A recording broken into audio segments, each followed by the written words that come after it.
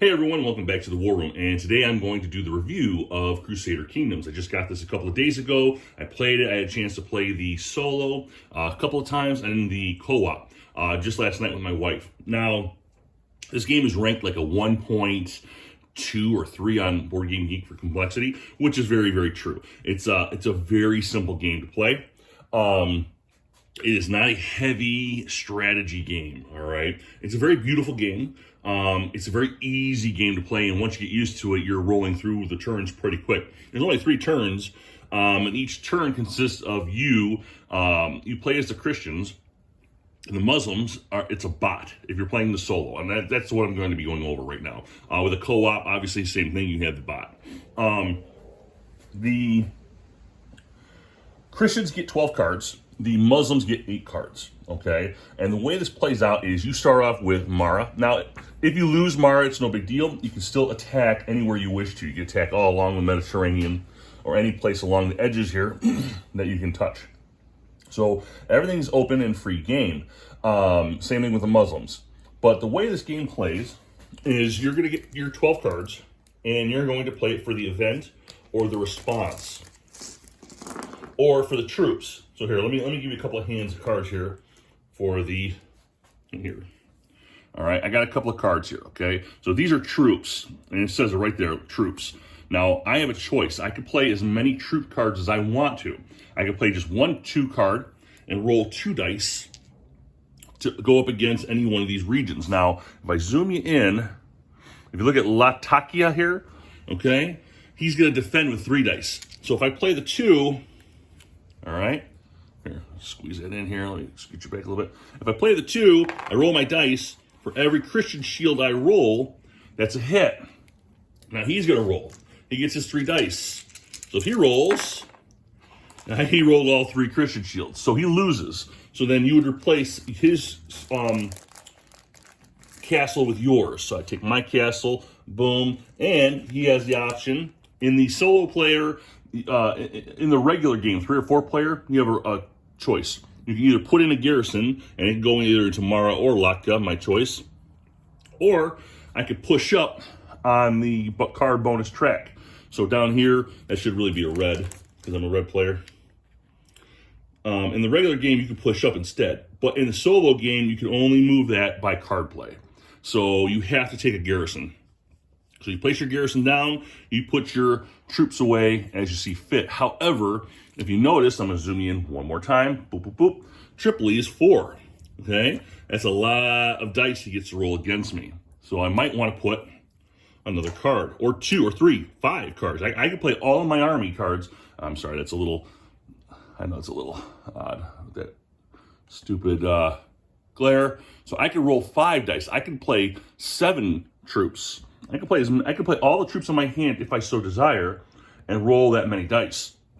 But I'm going to be low on cards later in the turn, and then at some point, once I'm done with all my cards, the Muslim bot just keeps going and going and going. Now, you do this until the end of turn 3, and then there you will pick up all your points. Each one, it's hard to see, but they have a point value for each area. And then you look into the rule book, and it tells you if you did good, marginal victory, decisive victory, or a failure.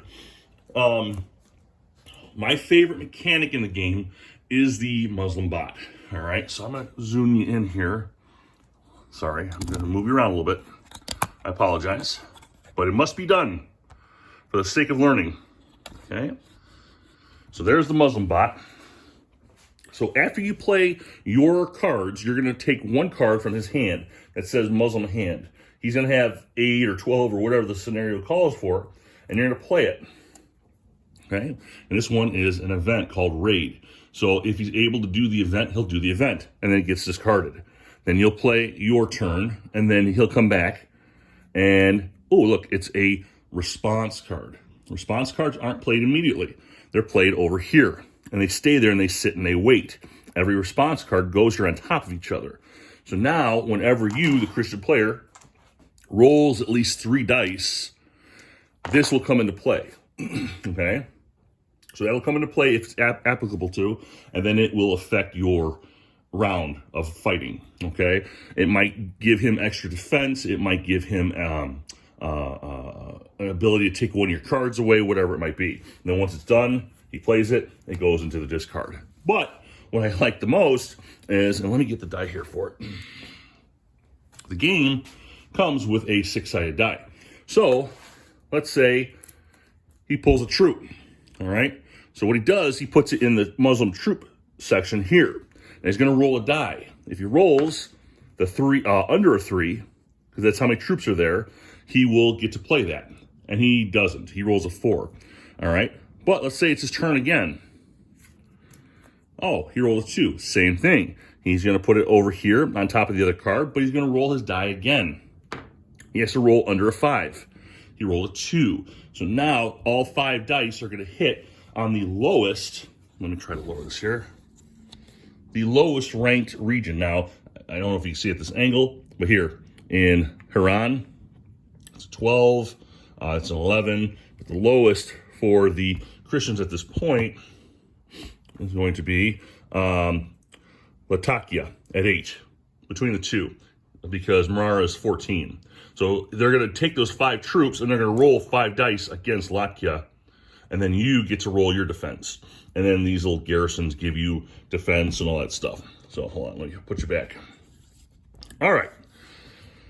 That was my favorite mechanic because it builds up forces. So it's like he's playing 1 or 2 troop cards as well. So when you get that first card and he misses, it's like, oh yeah, great. But then you realize, wait, he's going to get another card at some point, and that might be a 7 army. That might be an 8 army. You might have 2 4s. You have everywhere from 1 to 4 troops on these cards. So he might get himself a pretty decent army and come after you. At the end of the game, at the end of turn 3, you figure out all your stuff. You figure out all your points, and then you're pretty much done. What I like about the game, this is a great, cozy, it's a wintry day out. You get yourself some coffee, you sit down and you play this game. Very easy to play. You'll be rolling through. Me and my wife, we were rolling through the game like in no time at all. Even as a single player, you're just flying through it. I don't even think you have to stop. You just keep going and going and going. I've not played a 3rd or 4th player game. However, I can see that being a pretty good game as well. The game played very well. I liked it. Thematically, it is nothing thematic about it, except for the cards. The cards are very beautiful. I've said in my unboxing, I love the style. It's that old school medieval painting.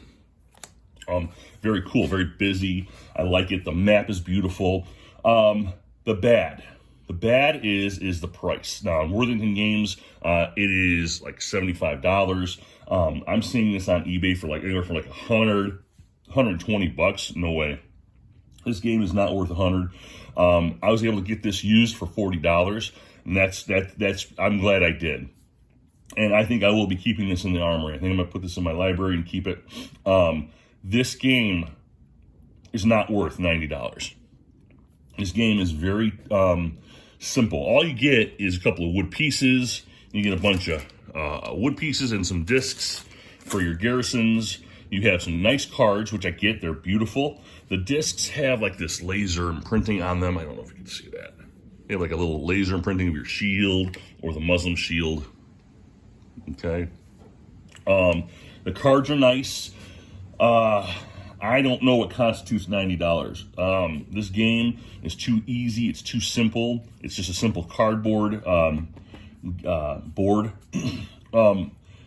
I have another Worthington game, which is similar to this, called Hidden Strike American Revolution. Same thing. You can do solo. You can do co-op. It's a card-driven game. That would be worth more, and I paid less for that game. This game is not worth $90. I'm sorry. The dice are nice, but I mean, you can use any kind of dice to do this. But now that I'm done beating up the game itself is very good. I liked it and I enjoyed it. And again, I would play this again. I would like to see a 3rd or 4th player variant, which I will hopefully soon. So that's it. That's my review. If this is a game that strikes you as something good, then yes, get it. Get it on sale. All right. If you like solo games that are easy, you're not thinking and scratching your head the whole time, this is a good game. All right, guys. I'll talk to you later.